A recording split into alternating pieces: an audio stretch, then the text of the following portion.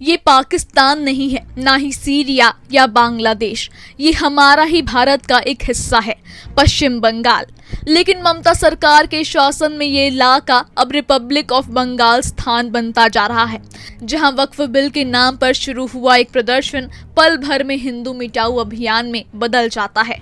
हालात इतने भयावह हैं कि रातों रात 500 हिंदू परिवारों को अपना घर छोड़कर भागना पड़ता है। उनके घरों को आग के हवाले कर दिया जाता है और उनके पीने के पानी तक में मिट्टी मिला दी जाती है। लेकिन इन सबके बीच सबसे डरावनी बात है ममता सरकार की चुप्पी। ऐसा लगता है जैसे इस सरकार ने खुद ही बंगाल को हिंदू मुक्त राज्य बनाने की सुपारी दे दी हो। सत्ता की भूख अब इस हद तक पहुंच गई है कि ममता बनर्जी हिंदुओं के खून से अपना वोट बैंक सींच रही हैं। मुर्शिदाबाद की घटना 1990 की उस रात की याद दिलाती है जब कश्मीरी पंडितों को उनके ही घरों से रातों रात बेघर कर दिया गया था। सबसे शर्मनाक बात यह है कि मुर्शिदाबाद के सांसद अबूतर खान ने इस हिंसा की निंदा तक नहीं की। ना कोई बयान, ना कोई अपील। क्या ये उनकी मूक स्वीकृति नहीं है?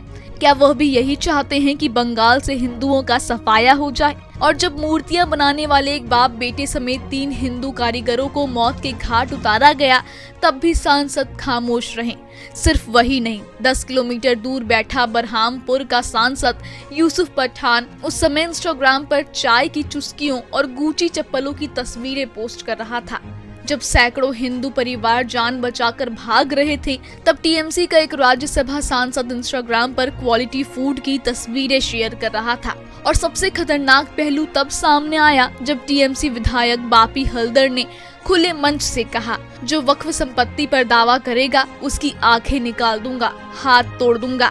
ये सिर्फ शब्द नहीं थे, ये दंगाइयों को खुलेआम हिंसा का लाइसेंस देने जैसा था कि जाओ जो मन में आए करो, सरकार तुम्हारे साथ है। इस पूरे घटनाक्रम में एक पैटर्न साफ दिखता है। मुर्शिदाबाद हो या हावड़ा, मालदा हो या संदेश खाली, हर बार निशाना हिंदू समुदाय बनता है।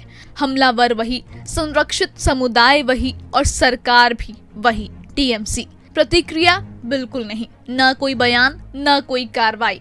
आज जो मुर्शिदाबाद में हुआ वो सिर्फ एक दंगा नहीं था, वो गजवाए हिंद का ट्रायल रन था। और अगर अब भी आप चुप रहें तो अगला मुर्शिदाबाद आपका शहर हो सकता है। ये सिर्फ बंगाल की कहानी नहीं है, ये पूरे हिंदुस्तान के लिए चेतावनी है। फैसला अब आपके हाथ में है। आवाज उठाइए या फिर तैयार रहिए उस दिन के लिए जब आपके घर की दीवारों पर भी आग के निशान होंगे।